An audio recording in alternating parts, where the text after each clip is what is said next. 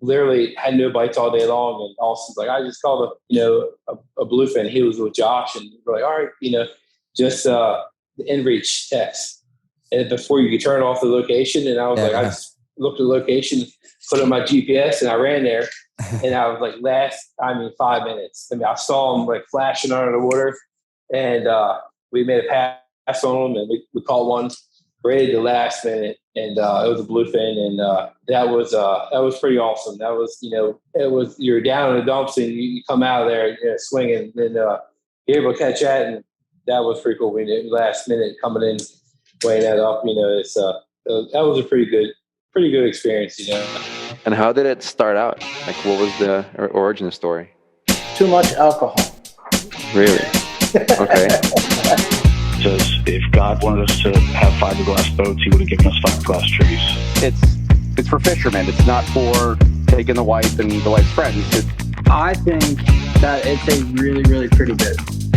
And then there was a blur that went by and ended up in the cockpit, as far as if I can remember correctly. Welcome back, State of Sport Fishing Podcast. I'm Nick Carullo. Co-host tonight, Anthony Pino. He's out fishing right now down in Casa de Campo, fighting his third blue marlin. Tonight's guest, Willie Zimmerman, captain of the Ro Sham Bo. Thanks for joining us, Cap. How you doing? I'm doing good. Thanks for having me on. Yeah, man. We're glad to have you on. Cap, just tell us a little bit about yourself and, kind of how you got into the industry. Yeah, well, my name is Willie Zimmerman from Ocean City, Maryland. I got into it. My dad, of course, younger, got into start fishing offshore of 8 and fell in love with it and kept wanting to go. And when I was 14, I wanted to get a job on a boat, but everybody else said I was too young and, everything was too small at the time. And so I started out my career in fishing. I was 16, and I've been doing it now for 26 years. And, as a kid, working on the docks down Talbot Street in Ocean City, kind of, grinding your teeth, trying to make it happen. And then, just as I got older, got into it and all through high school. And then lucky enough to, I was good buddies with John Duffy and Chris Horning, Andy Helms, all them. So we all palling around Ocean City and just went with it. Got out of high school, tried college, and that wasn't happening for me. Except my parents. I was like, I want to go fishing. And of course, my mom wasn't too happy about that, but my dad supported me. And next thing you know, me and Johnny are on their 60-foot Scarborough, and we're traveling through the Bahamas. I think we were probably 21, 22 or something like that. Having a blast. And then came home and was able to work on some boats there, like Liquidator, and I worked on a boat called Uncle T. Just bounced around. Didn't really, stay at one job too often. I wanted to experience everything, just to see what it was like. Learn different things from captains and everything.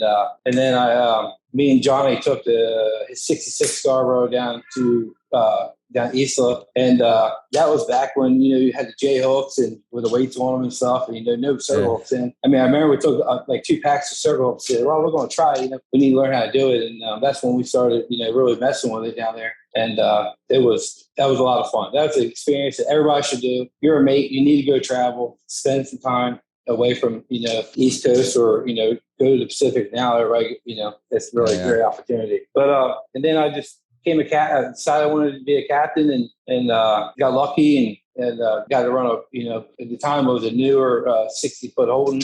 It's called the Playmate, and then it just ran away from there. Just now I'm running a 65-foot Guthrie boat called the Ro Sham Bo, and charter boat at Ocean City. We travel Ocean City and do the winter season down here for the Giants down here in the Outer Banks. And it's been well. It's got married to a beautiful wife, 3 awesome kids, and couldn't ask for anything better. It's just a lot of work. Everybody wants to. Oh man, I wish I could do that. Wish I could do that. And it's just a lot of time, man. It's a lot of time to put in and hard work and a lot of long days, and but it's all worth it at the end. It's definitely worth it. Nice. Let's go back to like your early days. Who would you say, whether one guy or 2 different boats that kind of really just got you dialed in and you gained a lot of knowledge? Anybody, or is that a kind of bunch of boats just kind of bouncing around? Just different people. Working on Liquidator for the Nichols in Ocean City. That was really a big they're all in the Marlin fishing, and that was a big thing back in the day. You know, as I was a kid, I grew up loving shark fishing. You know, that was like one of the coolest things when make it fishing was around. Not too many people want to do that no more, but you know, we got in. You know, and of course the tuna fishing. The one boat I worked on for the longest time was a 35 Bertram, right out of my first job. I was there for 6 years as an older gentleman, and he was more like a grandfather to me. But he taught me the business, the business end of it. But just through the time, like working for the Duffys was good. The Nichols. I worked for Steve Castellini on LPT. He was a killer, man. He could go tuna fishing or he can go marlin fishing. It didn't matter what he did. He was pretty good at it. And he just, Marcus on the Marlin, he when I was coming up, being a captain, he kind of put me under his wing and kind of showed me the way, and it's just taken off from there. I can't believe I have a mate now who's 27, and he comes up, oh man, I'm gonna try this, I'm gonna try that. I'm like, it won't work. I've done it before, and he's like, oh okay, it's Nick. I really think sometimes I really just starting out. I love the game. I love everything about it so much that we're like I can't believe I've been in it for 26 years, and just like you think back, like, oh man, I've been in this for a long time, It just it's been fun. It's been a lot of fun, that's for sure. Yeah. So how old were you? Did you say when you started running your first boat? I'm 42 now, and I've been doing for I've been a captain for 43. Sorry, I've been a captain for 16 years now. So I was like 26, somewhere at 25. And how was that transition for you, coming from a mate? Well, bridge. I felt like, when you're traveling, you're in a circuit, you can get a job, not wherever, but you can get a job pretty eeasily. But when you got your captain's license, I felt like it was, not everybody's going to give you the keys to $1 million boat, Yeah. It's kind of, I had a couple opportunities where I just people were like, oh, you run the boat, charter boat during the week, and you make for me on the weekend. We did that for a year, and then circumstances with our family and everything, I just ended up running the boat. I got my first shot at it, and I ran that boat for 6 years. My start, and it's not a bad start to me to run a 60-foot Carolina boat. That's not it was great. It was a great opportunity. When I got out of it and I decided I was going that direction, I was like, man, I might not have made the right decision. It's going to be hard to make this happen, but this came around, that's for sure. Nice. When did you first meet Anthony Pino? Probably when he was working. Well, he worked on the Viking boat, the Magic Marlin, I think it was. I think back in the day, he was young, and he's a go-getter. He definitely, I could see that in Anthony. He wants to be the best, and that's like anybody. Anybody's in the business. How it is, and you're probably the same way. Every day you go out there, you don't just run the boat just for the heck of it. I'm very competitive. I want to be the best every day. Absolutely. I want to throw down on the dock every day. Yeah. If you don't leave the dock if wanting to win the daily every day, then there's no need to go. Yeah. And my guys my boss and everybody fishing, you're like all in or don't go. Yeah. And it's awesome. It's like, luckily right now I got my bosses now are a little older than I am, and they want to be the best, and they give you every opportunity, piece of tooling, the whole sonar thing. Everybody's up in arms about that right now. I can't afford it, but thank God my bosses can.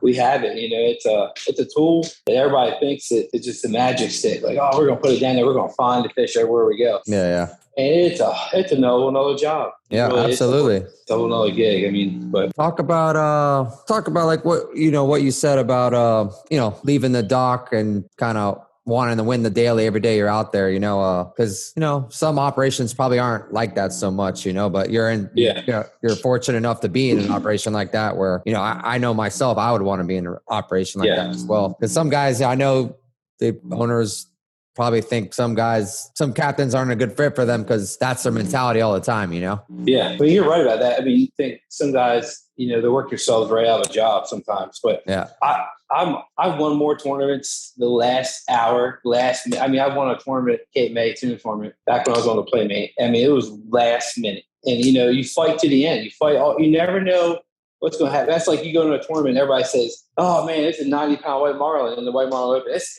over. We're going to go tuna fishing. We're going to go this and that. Go marlin, go plugging. Here comes somebody with a 101 pounder. It can happen. Like Duffy, those guys on the Wolverine last year. The Wolverine, in my eyes, I was like, shit, that's over with. That's great. 900-pound fish. And then, Johnny catches a 1,000, a grander, to win it. Who would have thought? I mean, but you can't quit. You can't. You can't quit to the end. I mean, I've been in situations where fishing the Virginia Beach Billfish tournament, first day, it's a 2 out of 3 day. First day, zero, nothing. And then the next day, next day you go out and you catch 12, you catch like 6 sails and 4, 6 sails and like 6 whites. And, then, you're right up in the game again. You miss first place by time or, I mean, it's like, you never know. That's what the greatest thing about being in the ocean. You don't, like this year we called a grander, we say it was grander. It was a 120 some inch bluefin. I mean, dude, you never know what's going to be on the other end. You catch that one day and then go the next day, catch a sailfish. It's just, that's the fun part about this whole thing, the whole game, I think. Absolutely. And I know myself, especially as a younger captain, that was one of the things that I definitely saw mature over time was when I was younger, I definitely, if I was getting smoked in a tournament, I kind of just was like, oh, it's over. But then the older I got, I realized that I started winning. I could win a tournament in the last hour of a tournament when I was way behind. And when you fish with that mentality all the time, you could make some cool things happen. Oh yeah, that's for sure. I can remember like 27, 26, 27, fishing the first White Marlin Open as a captain. I mean, it was the most exciting time of my life, but the most nerve-wracking. But now you look back, I want to think I'm a young captain, but I mean, 43, I'm going to be out to the pastures here soon probably. No, you're everybody else, you're young. Yeah, everybody else coming up the line, it's definitely challenging. And now, it's, I look back to like a lot of captains back in the day, like Scott Walker, Mark Hill, Hammer, you look up to like Blaine Champlin and all those guys, Keith Greenberg, and you're like, man, they're just people you looked up when I was younger. You just keep out. Now you go out there, you go arm to arm with them. You're not scared. You're just like you can make it happen. That's pretty exciting, pretty humble. Pretty good. But those guys have paved the way. It's a whole different. I remember dredge fishing when I was younger. That was like only the Marlin boats did that. And now you're like everybody's pulling. And pulling a dredge or pulling a squid dredge or whatever, it's definitely a game changer. It's definitely make you feel on your toes more. You got to keep up with the times, that's for sure. That's kind of hard to keep up with sometimes, but it's definitely a challenge. Yeah. Tell me a little bit about, I know, on Instagram, you guys been crushing the bluefins. Talk about that fishery right now. Yeah. We last year we started to come down here to do the giant. We don't dabble too much in the commercial side. We get here at the end of the commercial season. Those guys go do their thing, and then we'll start running charters like February 1st. And last year we ran a lot of trips. This year we've been blown out quite a bit. But the fishing was good. I mean, we caught 3 triples this year, and 1 triple was all fish over 100 inches. Wow. So, that's with that 500-600 pound fish. You made more than that, and that was pretty exciting. To catch that. That was. The first triple, I was like, man, I don't mind doubles, but triples are pretty crazy. But they went pretty well, But it's a fun fishery. It's a bucket list. Everybody, I want to do this one time. I want to try one time. They get done and they're like excited. Man, we're going to come back next year. Like, all right, but it's pretty good. It's long. It's cold. I mean, it's not, I get jealous of you all down there in Florida doing sailfish tournaments and then everybody in Costa and the DR. And now I'm like, oh man, we're talking about like 30 degrees every day going out. But the cool thing is you get to the Gulf Stream, it's like 72-degree water. Just the warm air coming off the water really makes it a lot better. But, every day you're like, it's rough as here. I mean, this place is definitely not rainbows and unicorns. I mean, it's pretty gnarly place to be. These guys down here, hats off to them. It's pretty impressive. I mean, this is really will make you a salty person for sure. Fishing here day in and day out. And are you able to use the sonar with those fish? Oh yeah, that's a really cool aspect. You get into them and you're marking a big glob of them coming up on the screen, and then you get like range down to it a little bit and start marking individual fish and everything, making a turn. The problem is you're fishing, your long riggers are really like 600 feet behind the boat. Oh, wow. Way back there. So you got to try to do your presentation, get up around them. And that's a whole nother game, man. You keep trying them, until but you get them right. It's gone, it's gone in races. And when they dump that rod, Nick, when they hit, it's 30 pounds of drag right on the strike. And they're just it's like you're catching, it's just going out fast as you go. And then we get them straight up and down. And then we go to 55 pounds of drag, and that's where we catch them them. We seem like they catch them faster. We have a better chance. I feel like they have a better chance, you know. And, you know, you hear guys get into like 3, 4, 5 hours of a fight. Unfortunately, I don't think the fish have a great chance. You know, you try to swim them. We have a device we put in their mouth and everything, and we'll just put it in slow idle and just try to swim them for about 30 minutes. Get them, you know, make sure some of them they'll come back around. And unfortunately, some of them I think they're probably shark bait, but it sucks, you know. But so we're trolling the 130 rods, your bluefin rods, and on 130 reel, 200-pound Jerry Brown backing, then splicing the 130 pink Andy. I'm a big Andy fan. Pink Andy, then to a 330 Spro, to a 180 fluorocarbon, and then to put a Joe Shoot, like a Joe Shoot, or I use a friend of mine, Lenny Simmons, makes a bait for me, and Candy, and they pulling them on there, like 5.5 ounce, 8 ounce heads, and then with a 2 ounce sinker, and then an egg sinker, and then an 11 ounce hook, a mustad hook, and that's pretty much, you know, when they hit it, it's pretty wild. Wow, pretty neat. That's sick. Wow. So that's how long you guys been doing that for? You just got to the yard now, right? Yeah. We started out. The bite started earlier this year. Normally it starts around like the end of January, February, you know, and we start normally February 1st. But this year the bite started earlier in January. We were in the yard up in Ocean City, and Guthrie Boat Works did a bunch of work and put a bath thruster in, a bunch of other little things before we came down. So we kind of missed that the commercial side of it, which was okay with me, I guess. Then we get right into our charter fishing, and then our first fish we caught and we were able to kill, and the commercial fishing with my boss on the boat, and that was 108 inches long. The girth was 80 inches, and the core is 592. Wow, so that was a big fish. And then I went on vacation for a couple of weeks, and back down to Alamorado with my family, and we came back and we started charter fishing, and it was just been red hot, you know, all up to about last week. And then caught our last fish a couple of days ago, and that was 90 incher, and that was one bite, you know. And they're kind of moved away, you know. They're probably more north now. Probably headed back towards like, you know, Norfolk Canyon and Washington Canyon that way. How many fish did you guys catch starting January? So we released 33 giants, and we're able to kill 3 underfish, which is the under bluefin, which is under 70, from 27 to 73. And we were able to kill 2 of them. One was 71 inches, and the other 2 were 72 inches. So that's like 280, 200-pound fish itself. You know, it's pretty wild, pretty incredible. And when the boat's there, are you there the whole time, or are you able to go back home a lot? We're here. We're booked every day. So, but we get a lot of blowouts here. So if we get a couple of days in a row, I'll go home, see my family and everything, and then come back. You know, then come back when weather is ready, you know, permitted to go. Yeah. How's that balance work with the family? You got 3 boys, so I'm sure that's tough. Yeah. So my wife is very strong. She's a very independent woman. So she, I don't know, man. She, everybody jokes around like, oh, you know, Tara runs the family, and, you know, joke on the internet, on her Facebook page. My middle name's Lamont. So she's like, and we live on 3 acres. We got a pole barn home and everything. So it's called Lamont Farms, and she's the CEO. But, she does everything, man. She makes it work. Kids are in baseball, lacrosse. You know, it's a great job, and it's a great hustle, you know, but she's really the backbone of all. I have to give it to her. Everybody joke is, tell you what parents to wear today. And, you know, that's true. Whatever. I get to go fishing every day, live my dream, and, you know, do something I love to do. And she definitely is the rock there. That's for sure. My boys, they're just into it. They're just, I don't know how to explain it, man. I feel like I'm Alan Fields, man. I got 3 of them just ready to rock and roll. Like, come on, mate. I said, you only got a couple more years, and Fisher will probably be taking your job, you know. And, so it's, you know, it's pretty cool, man. It's, I'm very blessed. I can't say anymore.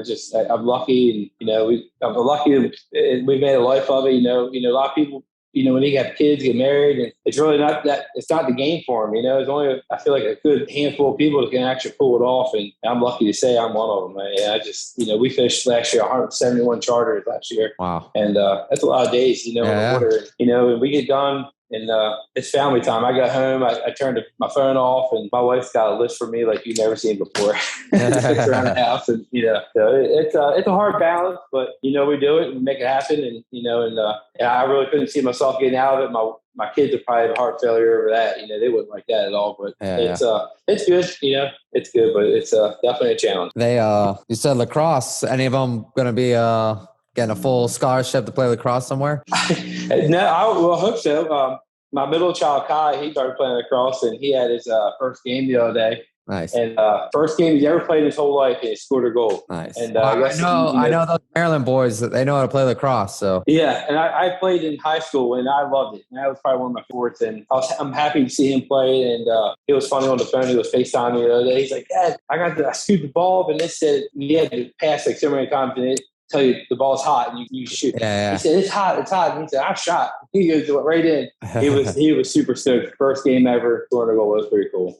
Nice. That's awesome. That's awesome, man. All right. So tell me, you're in the yard now, and how long will you be in the yard, and then when will things pick back up this summer? So we're in the yard for a week, getting some stuff done. AME is coming to do sonar service, the yearly service on the sonar. Yeah. And then my mates are going to be waxing, the hull and all that stuff. And then we head back next week, like the 12th or 11th or 12th, and go home. And I think we're actually going to start fishing like one day a week with my boss, deep dropping and whatever. And then we start fishing full go like May 15th. And from May 15th to, I'm booked right now from May 15th all the way to, I think it's like October 2nd every day. So, And then I got some days where I got to go to Atlantic City for the Jimmy Johnson, and then to Moorhead for the Big Rock. But, I don't have any days in, we fish all the way till I leave and fish when I get back. We try and push it in there to get it all done. How often is the boss fishing with all, mixed in with all those charter days?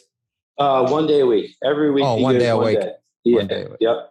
Yeah. So, and some days unfortunately, he loses a day because I need a day. I need to put somebody in there because of a blow day or whatever. And then we fish about 12 to 13 tournaments a year. So him and his brother, which both owners of the boat, Nick and Rusty, and then they have a group of guys to go with them, and same guys every tournament, So nice.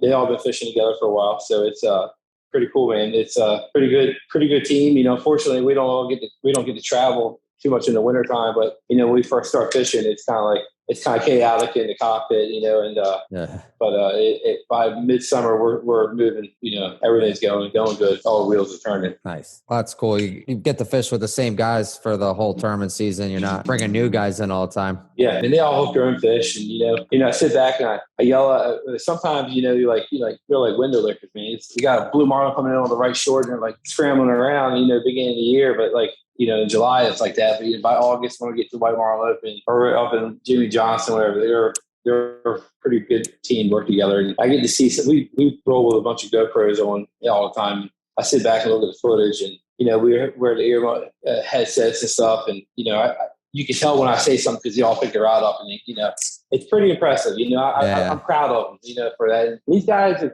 come a long ways. I mean, they like hooking their own fish, and we got to a point where we're like, what? I think you guys are going to be better. I think Mr. Duffy told my father, which he fishes all the tournaments with us too. He said, Bill, we have a better chance of you holding the rod than you not holding the rod. It's a 50-50 shot.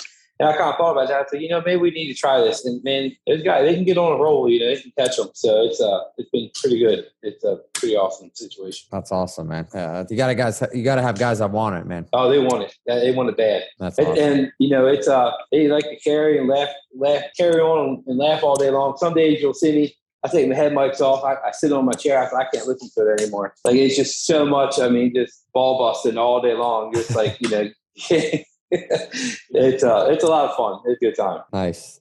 Tell me some White Marlin Mid-Atlantic stories. Oh man, it's been some good.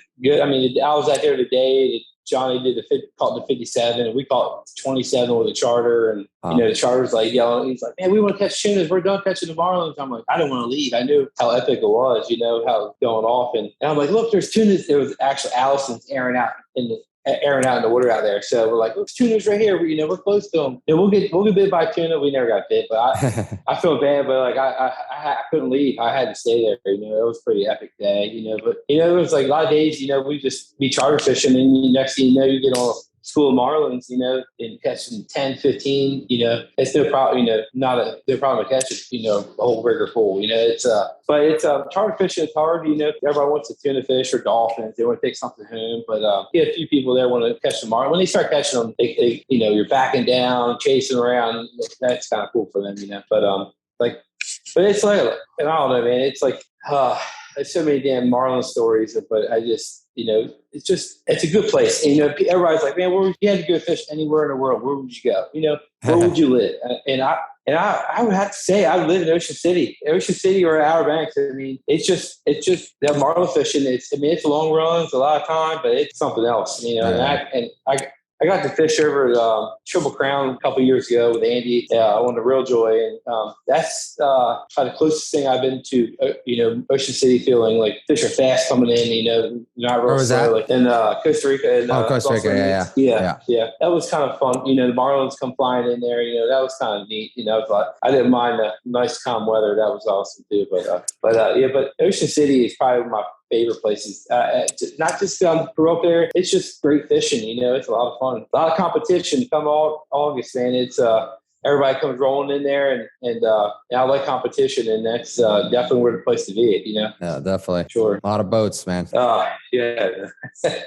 There's a lot of boats there and a lot of great fishermen, that's for sure. I feel like a lot of people come there to see, when it's good, it's good. And when it's bad, it can be bad, but you got to take it over the bad, but it's a great place. So so most of the charter guys, they all want meat primarily, typically? Yeah. Well, typically, June and July, everyone wants to tuna fish, Then August, they're just, you catch dolphins or, it's hard to keep the charter occupied with the Marlins because you're hunting them down. If it's good light, they just want to bend around. Do you ever have like charters that are just like, yo, Cap, we want to catch, we want to catch Marlin today? Oh yeah, for sure, yeah. So we definitely have probably about a dozen of them. Want to do that, and the rest of the time you go out in the morning, you charter and like, oh, we're going to catch. They don't care.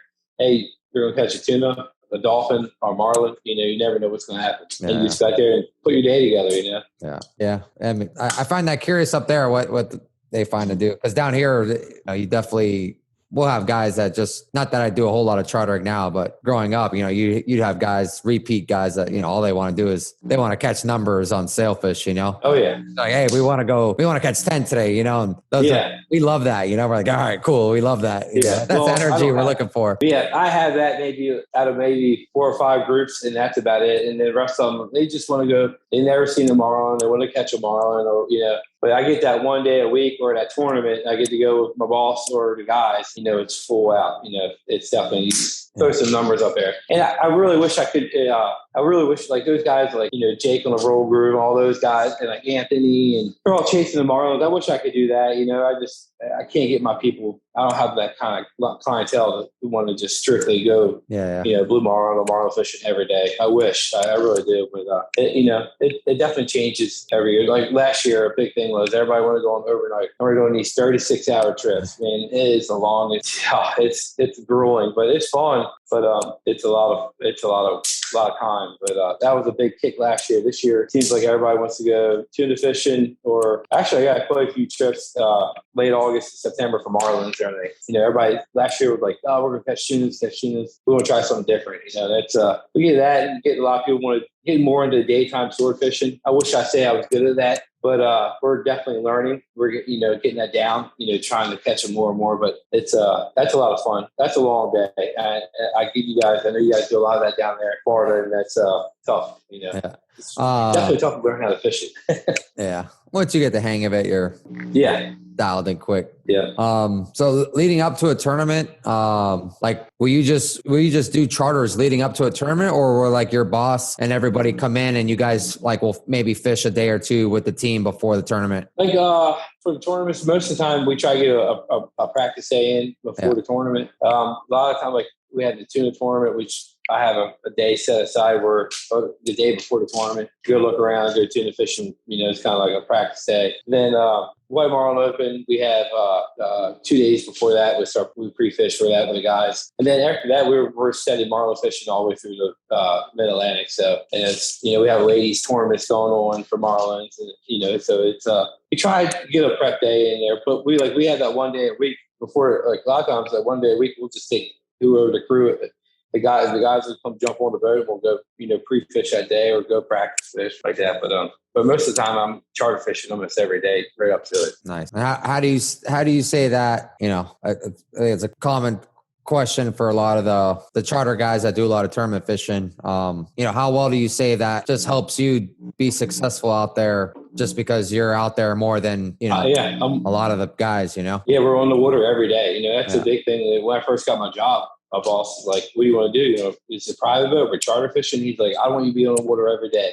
So when I get there, you know where to go. I don't want you sitting in the dock. So we go. It does help out, but sometimes, we hear Anthony and the guys are all like out in the deep, and you're in there, pulling a tuna spread, trying to catch some yellowfins, you kind of hear that kind of stuff. But, it's a tough balance. It really, it's a lot of work to switch back and forth because you go one day you're charter fishing, then next day you're making, triple mullet dredge and, getting all the marlin rods out. And it can be challenging. That's for sure. It's definitely hard. It's a lot of work on the mates, and it's a lot of changing around. We try to prep much as we possibly do, but definitely hard. I believe, was your boss in Miami for the Miami Boat Show? This past year? Yeah. No, that was Glenn Heitman. He's one of the anglers on the boat. Okay, yeah. I was like, I met somebody from your boat. Yeah. Glenn, he's a good guy. Yeah, great guy. He's been fishing with me for a while now, actually, from several different boats he's been with me. So it's nice. Yeah, we know him for a long time. Nice. Yeah, he's a good guy. We spoke for a while. I think he was wearing one of the shirts and how we started talking. Yeah, for sure. He was a good guy. Are you guys fishing down there in Florida now? Sailfish has been pretty good, hasn't it? Or yeah, it's been getting better. We have basically our last sailfish tournament this week. Starts Friday, Saturday. So I'll start fishing on Wednesday for that. Okay. And yeah, fishing's pretty good. Every year it's kind of later and later, just because, we haven't really been getting the cold fronts we typically do. So this time of year, fishing's been pretty good. So if we just get the right condition, I think it'll be good. And then they have like this Florida Cup thing now that it's like pick 5 days of the whole season to fish. And then you just, your 5 best total sailfish days, that will determine the winner. Oh, that's cool. So most of the boats haven't really fished yet. So that's kind of after this week. That'll be kind of the last thing for sail fishing. And then, everybody will be basically traveling either Bahamas or, up your way or. Yeah. Now you get to come up our way much at all, or? I've only really did one summer up there a long time ago. But I'm definitely interested in trying to, get up there. Hopefully, if not this year, I'm hoping this year. I like Florida was good for me. I lived in Stewart there for a while and it was a lot of fun, but I never really got into the kite fishing. That's a whole art in itself. Wish I've done that, but it's more, dead bait stuff, trolling and everything, but definitely a lot of fun down there. That's for sure. Yeah. How was that in Stewart for you? How was the sail fishing? It was good. It was okay. I only did a couple of years of it, and it was a good time. Worked on a couple of different boats there, but I was with my younger, like 21, 22 kind of stuff, and but I liked it. We did a little bit of kite fishing with Johnny down there, and he was pretty good at it. He had it going on pretty good, but it's definitely a whole art with that whole kite fishing. Like I want to try to learn how to. These guys here fly the kite and troll at the same time. Yeah. Up here for the tunas, I really want to try to figure that out. We don't do any green stick. We don't have a green stick or anything like that, but that'd be something kind of neat to. Yeah, it's definitely, like you said, it's definitely effective for the tunas. And if you could skip a flyer or a squid out there on the those things will air it out for that thing. Yeah, we had the guys over here a couple weeks ago from Dark Seas and a couple of guys from the West Coast, and the one guys they work for the guy California Flyers. You ever heard them yet? Yeah. Over the West Coast, they do all like their bluefins are like 65 to 70, 80, like 75 inch fish. Yeah. And that's where they fly kites and with the flying fish. Yeah. It's a fly. Those guys in Cali. Yeah. It's like those guys started doing it like crazy now. Yeah. It's definitely, I say it's really nice having them coming over, hearing all the stories, how they're fishing for their bluefins and the way they do it. And we kind of compare notes, and, it's definitely effective. And, over there, they really started pulling, catching them on the spreader bars, like his wide trackers and stuff. And they've been catching the bluefins like that. But for the most part, they're telling me about all the kite fishing, pulling these like gummy flyers or the California flyer. And seems pretty neat. We were going to try it here, but we never had the opportunity to do it. The weather kind of held us up from it, but seemed pretty cool. Yeah, absolutely. I heard you say something quickly about deep dropping. What do you guys do as far as deep drop? Is that for? I mean, I know you said swords, but do you do any of that like tile fishing too? Oh yeah, the blue line tiles and then the golden tiles. Yeah, we do quite a bit of that. That's those things. That's a day save. Those things look. I mean, I see some of those guys catch some giants up there. Oh yeah, we are filming a show. Hooked on OC. It's a local TV like fishing show, and this year we thought we had a small sword on. It was coming up, and it was a 40-pound golden tile. That was huge. Dude, that is sick. Yeah, we do. Beginning of the year, we do a lot of that, and then through the course of the summer, you have those days where you're not getting any bites or anything. We'll stop and catch some blue line tiles or golden. And they're cranking anywhere from 300 to 500 feet of line. Hand cranking. Wow. That's how we started off. Then they get tired, and we're like, hey, we do have some Tanacom 1000s on here we can bring out, and they're like, oh yeah, that'd be cool. They really like the whole electric reel stuff. For the most part, the charter fishing, we hand crank everything. But if my boss comes on or friends we have on the boat, we'll bring the electric reels out for sure. Yeah. But there's golden, man. There's big ones, man. When they get down, they'll literally throw that rod right to the water tip. Right to the water. I mean, it's pretty incredible. Wow. Pretty neat. And they're so good eating. I mean, they're really delicious. Yeah. I mean, we catch them, but you'd be laugh at the size of, the size of the ones we catch are nothing. Yeah.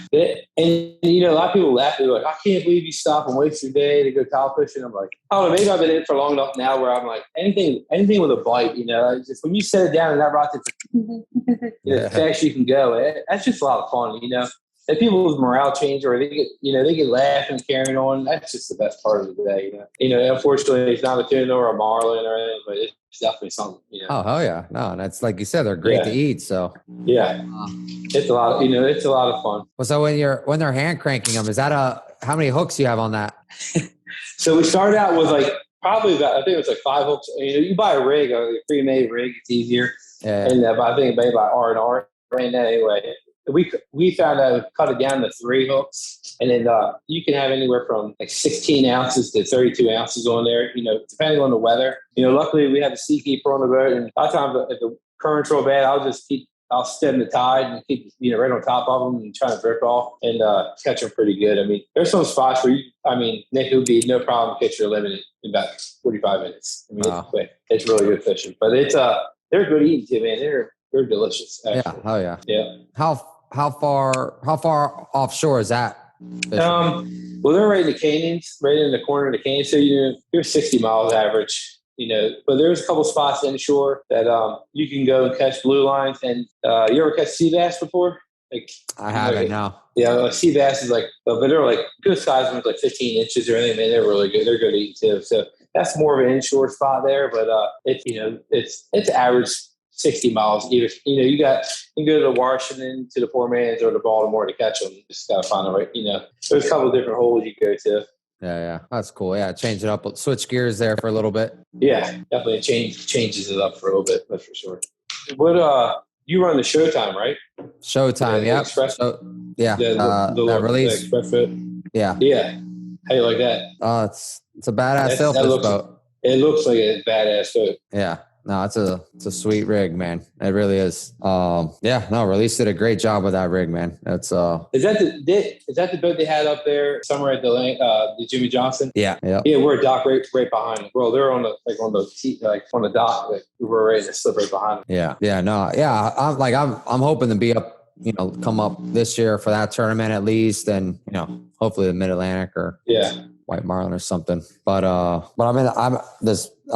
got a 58 Weaver. I've been in the yard on, getting that thing. We've been in the yard since September, kind of doing like a full refit on it, and almost done. And hopefully, head down, get to the Bahamas, do all that stuff, and then probably maybe keep heading south after that. Yeah, that'd be cool. The Weavers are nice boats. They really do a good job on those boats. Yeah, man. This hole number 1, actually, so it's a cool boat, man. Got some history. That's cool. Yeah, that's really cool.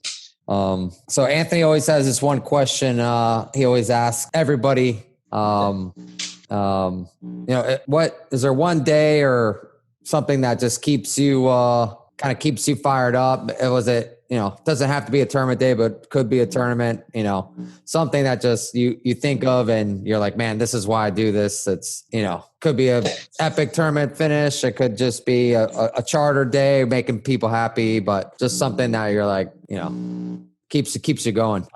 I'll be honest with you. There's a lot of days you're like, keeps you going. There's countless of days and just like, man, this is why I do it. This is why I'm here. Nick, I'll be totally honest with you, man. I love fishing so much. I love it to the core. My boss said, hey, let's go gold fishing. I was like, all right, let's go gold fishing. I'm going to be the best it could be. Yeah. I'm going to try, and it drives me every day. I'm a very competitive person. So every day it's like, I don't care if we're going tuna fishing or going towel fishing or going sea bass fishing or marlin fishing or whatever. Dude, I'm going to put it on the line. And that's what gets me every day. You know what I mean? Every day I get to go in there and I see those people look up at me and they're laughing and carrying on. God, this is the greatest day I've ever had in my life. That right there, and there's days where you're like, man, there's bad days. Where you're like, you're really struggling to try to make it happen for them. But for the most part, every day, just meeting people. I like meeting new people. That's why I like charter fishing so much. But the competition, the tournaments, you never, like we said earlier, you're never out of it. A lot of people get themselves out of it and talk their way out of it. Yeah. Truly, you're not out of it until it's over. Until it's over, that they say lines out. That's when it's over. Until then, you're in the game. And I don't have one day where I could say, oh man, that's the greatest day of my life. I've been blessed to win quite a few tournaments, and they're all good. They're all fun. Some of them I can't believe I won that tournament, or I can't believe that worked out. But just every day to know I get up and I get up and get to go, and I get to go offshore fishing. That's what makes it for me. Very honestly, there's days where I sit back and I'm like, why am I still, I got a family, I got a wife, and this and that. And, coming home, I get to see my kids, but it's like it's a passion that it's hard to turn off. I can't. Thought about walking away from it. 43 years old. But it's definitely every day is exciting. I look forward to my alarm goes off and I wake up and I hop on that boat and I drive that boat out of the inlet and go out there and just chase fish around, hunt them all day long. And, it's that's what keeps me going. That I really honestly, that's what drives me to do it and try to be better every day. That's awesome. Yeah, man. It's gotta stay mad at him, dude. It's crazy. Yeah, I just can't think of one. Like, there's so many days. It's just nice to be able to go. Get off, get out. You watch that sunrise. I giggle a little bit. If we go on vacation or we go just go somewhere. I'm off for the day, and people are like, "Oh, the sunrise coming up and everything." And I giggle a little bit, and I just think I get to see that sunrise every day. Yeah. And that's that. Every morning, you watch that thing come up, that sun come up, and you're just like, you can't get any better than this. Yeah. It's the greatest job in the world, but it's that's what makes it awesome, I believe. Yeah, I agree, man. Well, tell me this, you got to tell me a good tournament win story. A good tournament win. Let's see. I'll tell you one. Well, it deals with Austin. It just, killed it over in Ross Waynos, in Triple Crown. We're fishing the tuna tournament. One of my good buddies, Josh Rusty. I don't know if you know him. He's from Maryland, but he lives out in Louisiana. Runs a big fishing camp down there. And anyway, we're all fishing and everything, and literally had no bites all day long. And Austin's like, I just called a bluefin. He was with Josh, and we're like, all right, just the inReach text. And before you could turn off the location, and I was I just looked at the location, put on my GPS, and I ran there.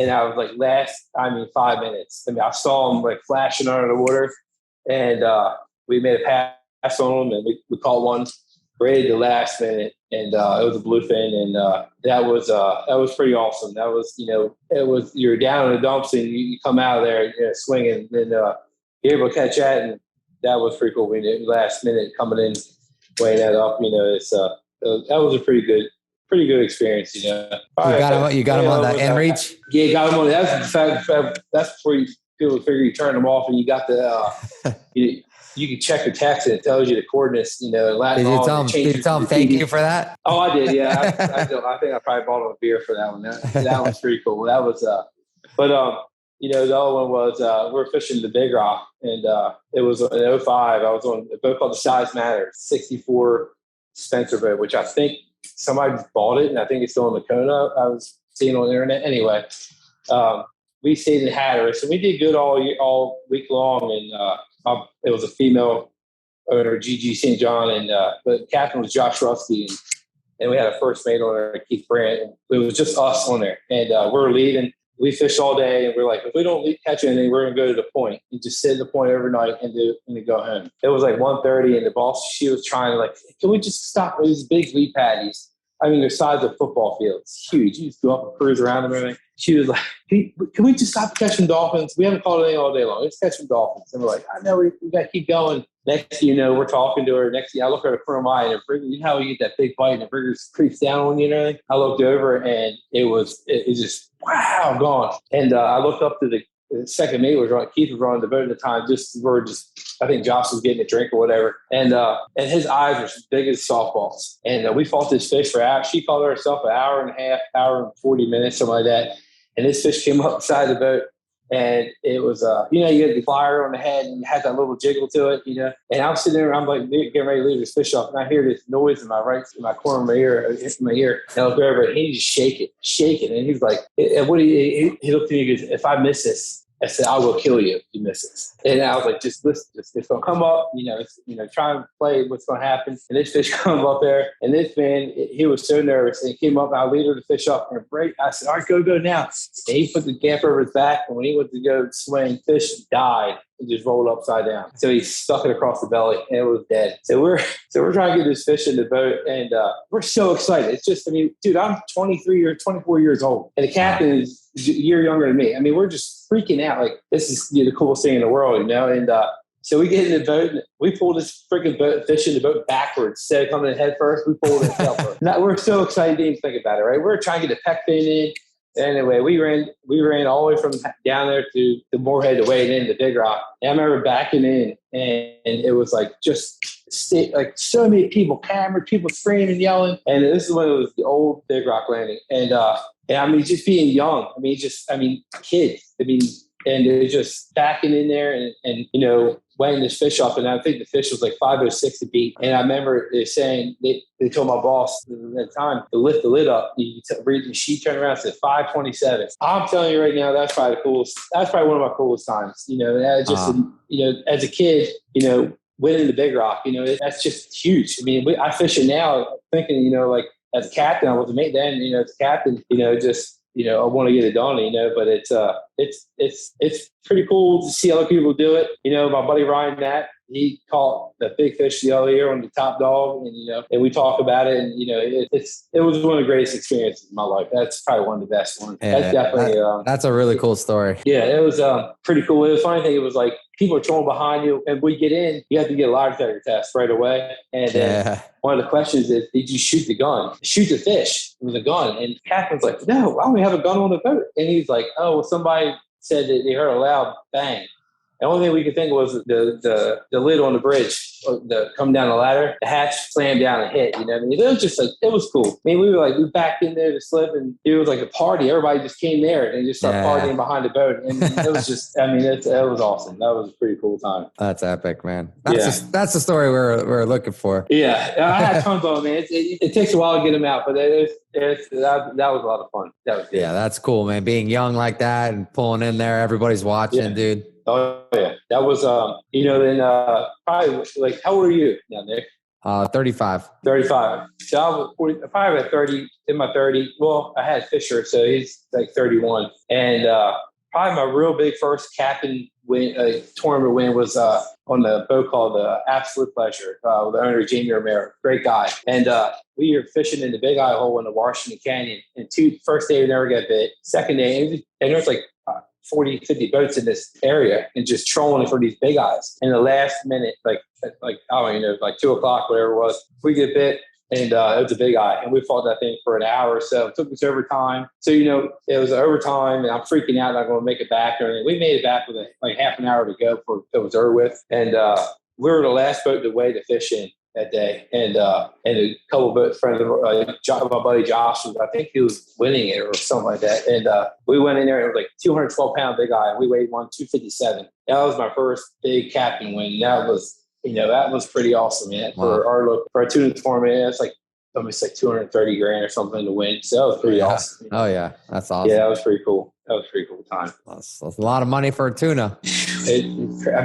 White Marlin Open is over $1 million for one right now. Yeah, that's pretty crazy. It definitely is. Yeah, I gotta come up there and get in the mix. Yeah, it's the money up there is. And it's every year it keeps going. I don't know when they're ever going to stop and making the purses even bigger. Just every year add to them. It's life changing with one. You guys, like sushi. I was talking to Charlie the other day in the boatyard. I did one the White Marlin Open last year. He's like, I had to buy this, buy that for the tax reasons. It had to, so much money now. It's just you have to do stuff with it. Good problem. Yeah, it's a great problem to have, right? Wow. That's sick. Have you, how many whites have you weighed in those tournaments? I have weighed in a few white marlins in the White Marlin Open, but never nothing qualified. This past year we weighed. It had the Mid Atlantic 500. It had that new, I think it was $30,000 Calcutta. That's steep. Yeah, you write a check out for $60,000 to get in a tournament. Like, it's stupid. And wow. And a lot of people didn't. Some people didn't do it. Some people didn't. My guys were like all in or nothing. And I'm like, all right, so we go all in. I think first day we weigh a white marlin and 68 pounds. And we ended up getting second place in the Calcutta. Andrew on the fish on, he got first. And our fish didn't place in the tournament. We placed in the Calcutta and won $300,000. Wow. It's it pays to play, I guess. Yeah. But it's definitely. It's crazy. It's the tournament. That's what it just blows my mind. It makes you want it even more. And then, you get your cut of it, and that's a hell of a bonus. That's a hell of a year. It makes it a lot better. It makes it a little easier. Makes Christmas a little easier, that's for sure. Yeah, for sure. Yeah. That's sick. Yeah, Andrew, man, he's on the fish on, dude. He's getting dialed in South Florida, man. Yeah. I know he's a really good fisherman, but he's hanging with all the kite boys now. He's crushing it. Yeah. Oh, yeah, for sure. He's a great fisherman. That's for sure. Yeah. Yeah. No tower. So I give him that. Yeah. Your boy Pino, he's crushing it. Yeah. He's doing good. Yeah, man. So I know he's bummed out. He wasn't able to get on this one. I know he said that you and him were pretty close. Yeah. Anthony's a good guy, man. He's a great fisherman. And it's been good watching him come up through the whole thing. And, he's one of the guys you can bounce stuff off of, talk to, hey, what do you think about this? What do you think about that? Definitely the sonar, man. He's got that dialed in. I tuna fishing, I'm pretty dialed in on the tuna fish on it, but the marlins, I don't get the marlin fish as much as everybody else does with them, but it still has, some learning curves with it, but it's pretty impressive tool. Yeah, it is, man. It is impressive. I'm excited to get it down here soon and put it back to work. Yeah. Do you have one on your new boat, or? Yeah. Did you and I had one on that Spencer boat I was on too, and I got to get pretty dialed in with that one. I know everybody's talking about that Simrad one now, and I got to play with it a little bit at the AME shop down here. It's pretty cool. It's definitely a little cleaner, different view of it and everything, but they definitely. I've heard about it. I don't know anybody that has it, but yeah, I think the Fishing Frenzy here in Alabama, he has one. It seems like he was talking about it on the radio the other day. But it's definitely. All these tournaments now they're talking about like no sonars or you can't have sonars on before lines in, which that's fine. And some days I wish they'd make the rule no sonars, because then that'd be one less thing I have to do. I can go back to fishing and watching my spread, and and everything else. I feel like if you don't have somebody doing the machine, you miss all the you're in the screen looking back, and we try to. It's definitely. When I got it, I didn't want to take away from my ability to fish. what I learned or anything, but now it's like I don't even know what I do without this stupid thing. I mean, it's every day, it's constantly, and it's nice having it charter fishing because it saved my butt several days. It's definitely helped out, that's for sure. In a tournament, do you have somebody up there with you, like kind of helping you at all, or it's just you up there? Yeah, it's just me. Yeah, we not yet. We don't. That's a possibility. But we really don't have anybody. The guys I have on the boat, 6 guys. So those guys are definitely just everybody's on a rod. Everybody managing on a rod. So I really don't have an extra guy. I have 2 mates. I really want them down there. But I probably really should find somebody. But then you have to teach them and learn. It's kind of like I don't have time. I don't think I have the time for it. That's my big thing. It's a lot. It's a lot, man. A lot of these tournament teams, dude. That they got no budget, and now they got a guy that's solely. That's his job, Yeah, I really can't. Those guys. Everybody gets paid. Paid tower guy.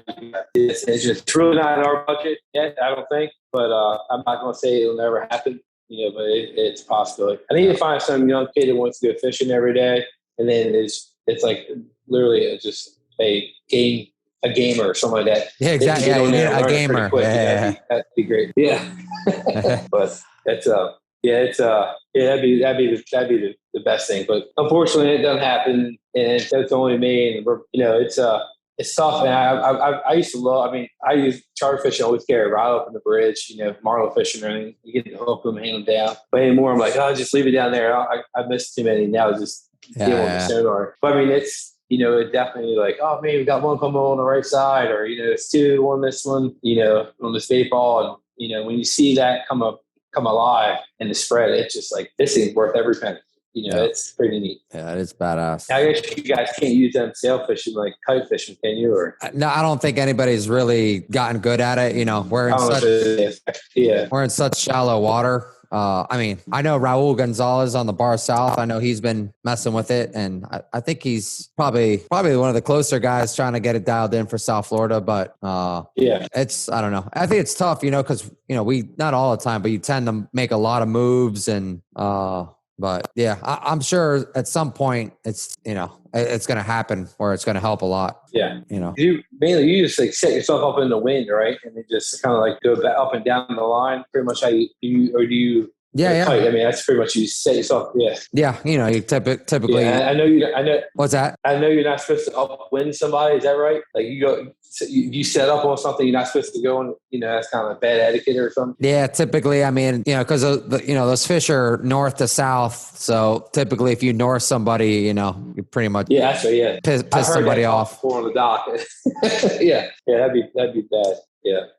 Yeah, I mean it happens. I mean, you try to leave a little bit of a respectful amount of room, but sometimes it just doesn't happen. And when in a tight tournament day, dude, you gotta sometimes you gotta do what you gotta do.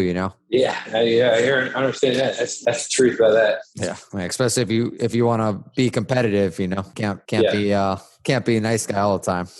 Yeah, right. Well, awesome, man. That was great. Thanks for joining us. Oh yeah, man. It was great talking to you, man. It was it's awesome, man.